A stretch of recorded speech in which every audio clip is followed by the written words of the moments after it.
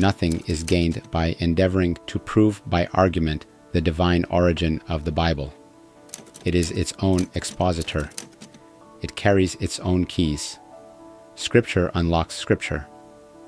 If we do not see the truth in the Bible, it is because our opinions and prejudices have not been laid at the door of investigation.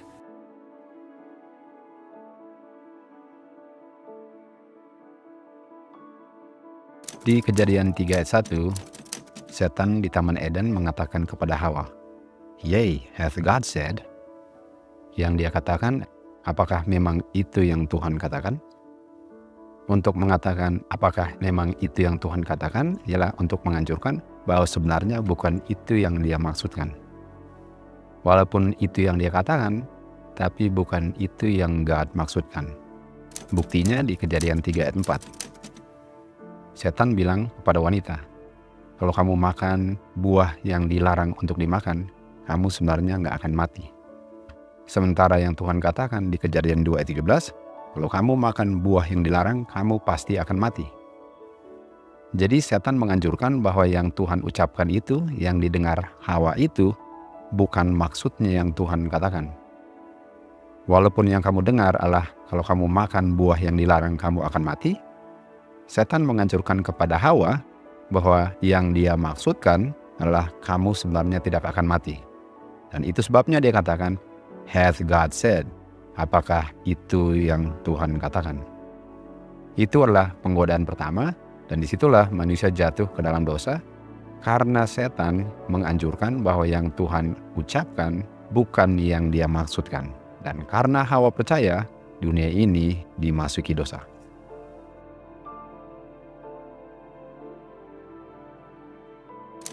Di manuskrip 19:1894 dikatakan, Tuhan telah mengirim terang untuk mereka tidak tertipu lagi.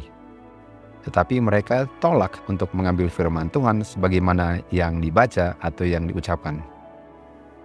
Jadi mereka tidak mau menerima firman Tuhan sebagaimana yang diucapkan dalam Alkitab. Contohnya, kalau kamu makan, kamu akan mati. Itulah firman Tuhan as it reads, sebagaimana yang kita baca atau yang kita dengar. Tapi banyak orang tertipu dengan mengartikan arti itu berbeda dengan apa yang didengar, seakan-akan yang kamu baca atau yang kamu dengar bukan itu yang Tuhan maksudkan. Dan itulah yang setan anjurkan kepada Hawa di Taman Eden. Sekarang mereka menerima error atau kesalahan. Mereka pilih untuk menerima tipuan-tipuan setan daripada thus saith the Lord, apa yang Tuhan telah firmankan. Jadi di Taman Eden, Hawa menerima anjuran setan bahwa yang dia dengar bukan apa yang Tuhan maksudkan. Seakan-akan setan tahu apa yang Tuhan maksudkan, sehingga walaupun yang dia bilang A, yang Bapa maksudkan bukan A. Itulah yang menyebabkan dosa masuk ke dunia ini. Di manuskrip 40-1895 dikatakan, Alkitab adalah yang menjelaskan dirinya sendiri. Artinya, yang dikatakan Alkitab itulah maksudnya. Alkitab adalah kuncinya untuk mengerti Alkitab. Alkitab akan unlock Alkitab. Artinya Alkitab akan menjelaskan dirinya sendiri. Kalau kita tidak bisa menerima atau melihat kebenaran Alkitab, itu disebabkan karena kita lebih menerima atau lebih cenderung untuk percaya kita punya opini-opini atau prejudices, dan tinggalkan semua itu di pintu penyelidikan firman Tuhan. Sehingga saya mengartikan firman Tuhan sesuai dengan apa yang saya mau artinya, dan akan menolak persis apa yang Tuhan maksudkan dengan mengartikan arti yang lain dari apa yang sudah sangat jelas diungkapkan as it reads. Kita baca di Great Controversy 598. Bahasa Alkitab harus dijelaskan sesuai dengan its obvious meaning. Artinya Alkitab itu harus diartikan sebagaimana arti yang kamu baca. Kamu akan mati, artinya kamu akan mati. Kecuali Alkitab menggunakan simbol atau figure dalam tulisannya. Seperti di Wahyu 12, ada wanita berdiri di atas bulan. Tentu saja, itu adalah simbol daripada gereja, bukan literal wanita. Selain daripada itu, artinya adalah sebagaimana yang kamu baca, as it reads. Kalau saja manusia mengambil Alkitab sebagaimana yang tertulis as it reads, nggak akan ada guru-guru palsu yang akan membingungkan pikiran-pikiran kita, yang akan membuat kita bingung dan tertipu kalau kita percaya apa yang mereka ajarkan, karena kita tidak mengambil Alkitab sebagaimana yang sudah tertulis.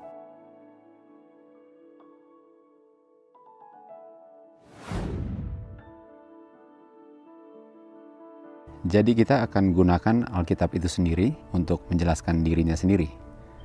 Kita akan baca ayat di Alkitab, dan arti daripada apa yang dikatakan di ayat itu, kita akan izinkan Alkitab sendiri yang mendefinisikan artinya. Kita tidak akan menggunakan bahasa Grekanya atau bahasa Ibraninya, tetapi kita akan mengizinkan Alkitab itu sendiri dari ayat-ayat yang lain yang akan mendefinisikan apa arti daripada kata di ayat-ayat yang kita akan baca. Kita akan mulai di Yohanes 3 ayat 16. For God so loved the world, that he gave his only begotten Son, that whosoever believeth in him should not perish, but have everlasting life. Nah, kata begotten ini, kita mau izinkan Alkitab untuk menjelaskan dirinya sendiri. Karena kata begotten ini di akhir zaman diartikan sebagai diciptakan.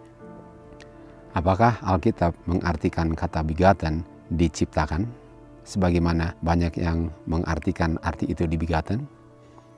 Kita akan izinkan Alkitab sendiri untuk mengartikan arti begotten di Yohanes 3 ayat 16. Di Bilangan 11 ayat 12 dikatakan, Have I conceived all these people?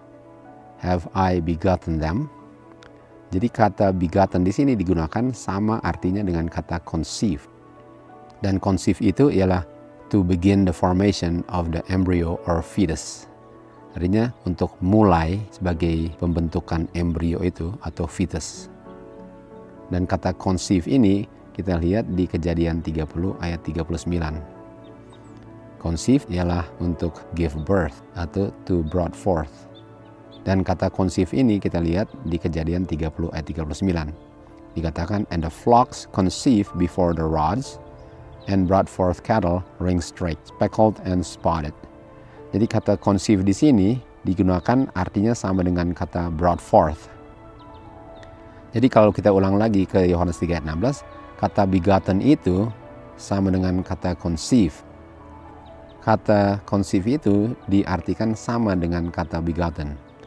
Sementara di Kejadian, kata conceive itu diartikan sama artinya dengan kata brought forth. Dan kata brought forth artinya to give birth to, untuk dilahirkan. Artinya sejauh ini begotten yang adalah conceive, yang adalah brought forth artinya dilahirkan.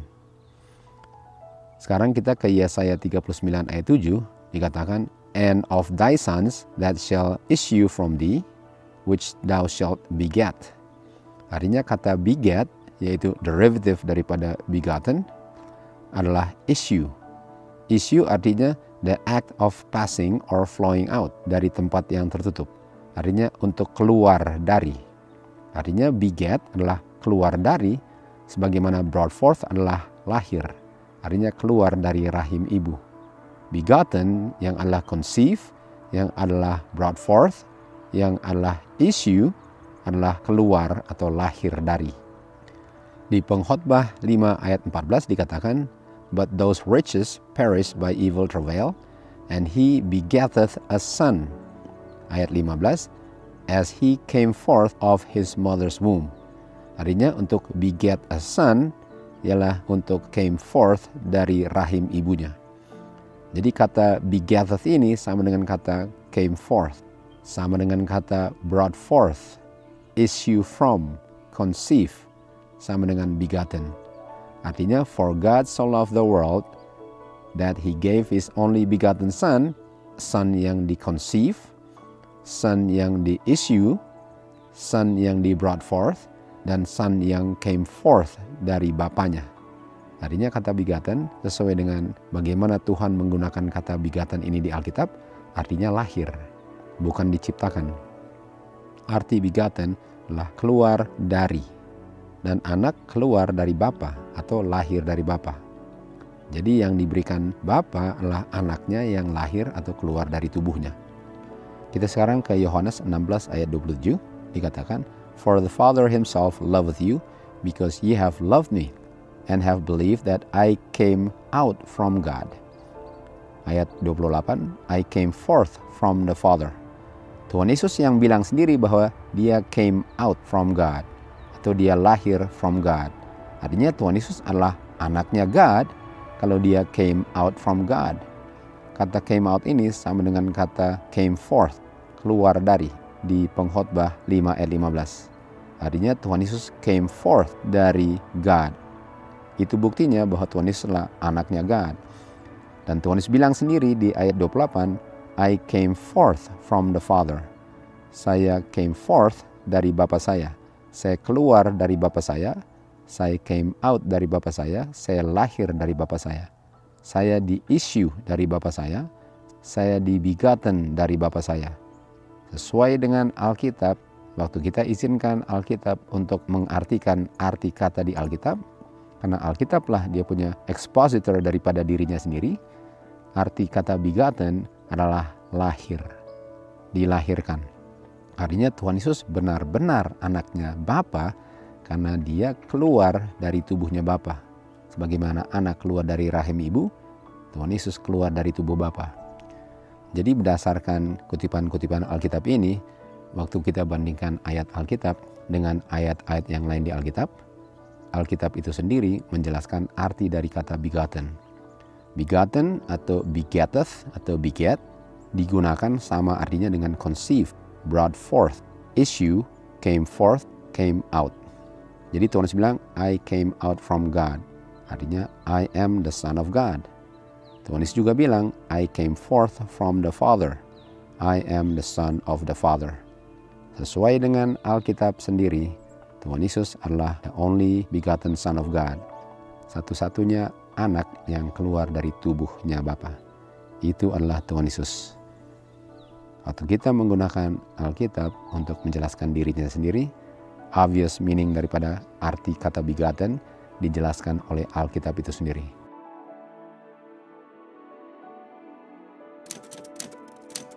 Sesuai dengan Adventist Biblical Research Institute, hubungan bapa dan anak tidak bisa diartikan secara literal.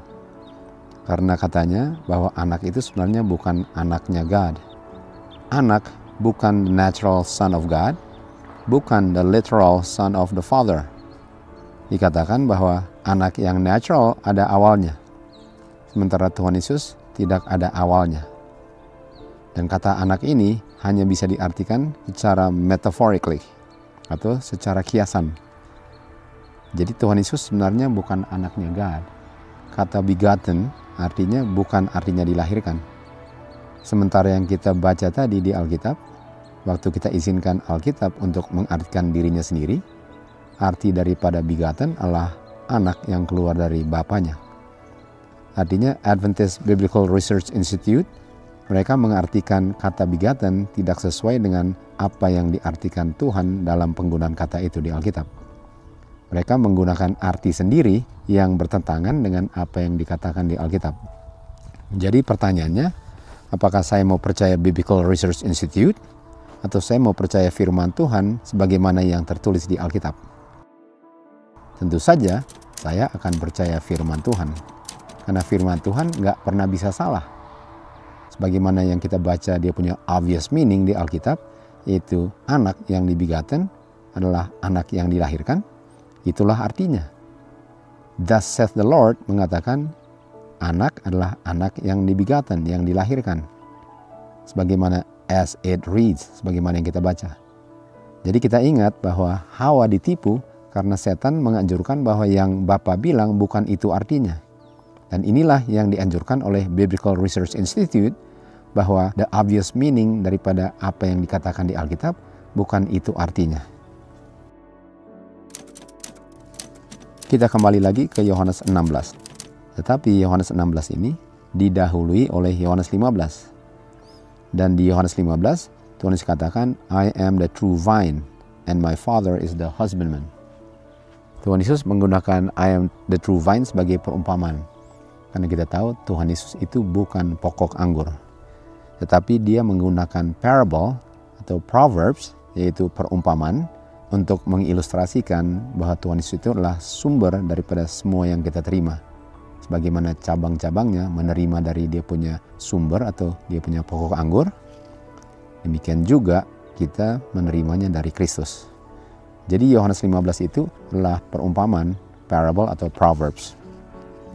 Sementara di Yohanes 16 ayat 25 dikatakan, hal-hal yang aku ucapkan kepada kamu, aku ucapkan dalam perumpamaan, dalam Proverbs. Sebagaimana yang dia sudah katakan dari Yohanes 15. Tetapi tiba waktunya di mana saya tidak akan mengungkapkan kepada kamu dalam Proverbs atau perumpamaan.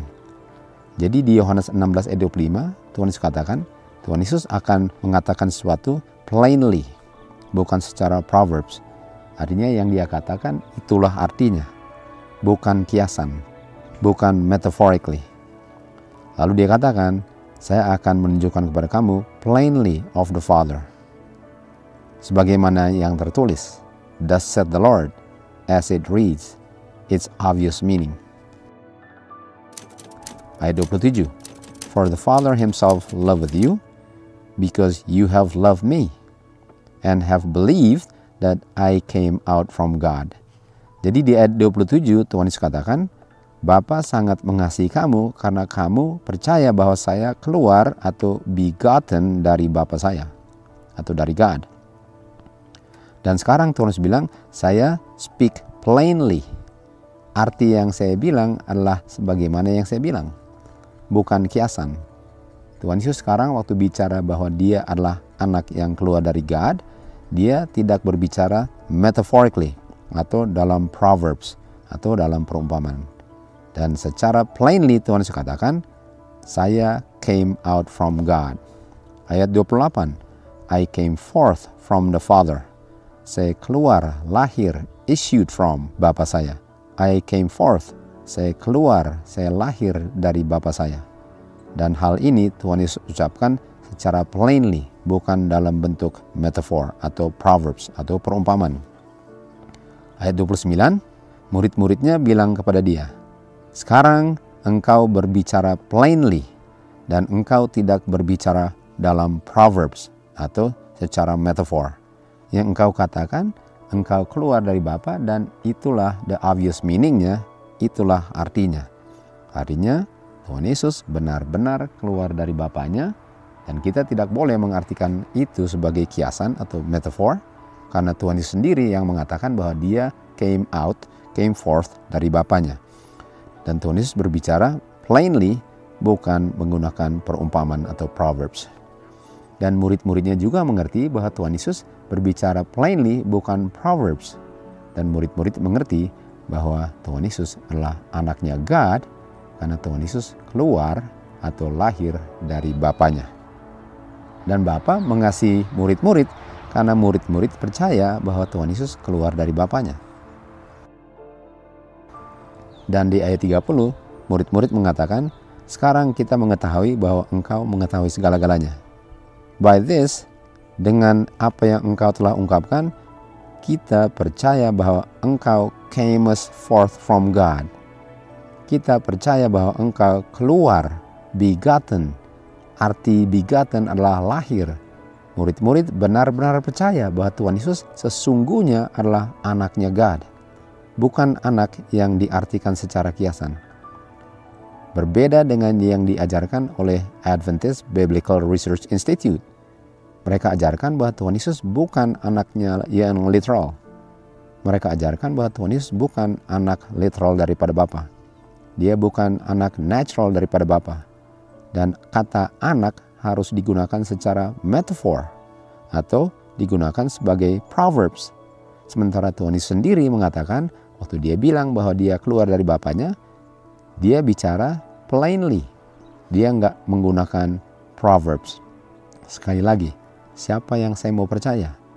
Tuhan Yesus dan murid-muridnya yang mengerti waktu Tuhan Yesus mengatakan bahwa dia adalah anaknya God karena keluar dari Bapanya, atau saya mau percaya Biblical Research Institute.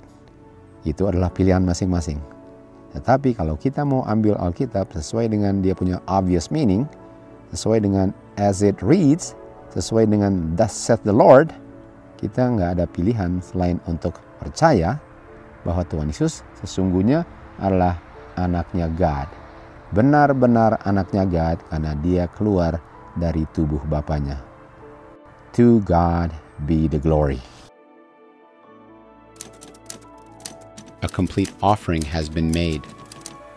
For God so loved the world that he gave his only begotten Son, not a son by creation, as were the angels, nor a son by adoption, as is the forgiven sinner, but a Son begotten in the express image of the Father's person.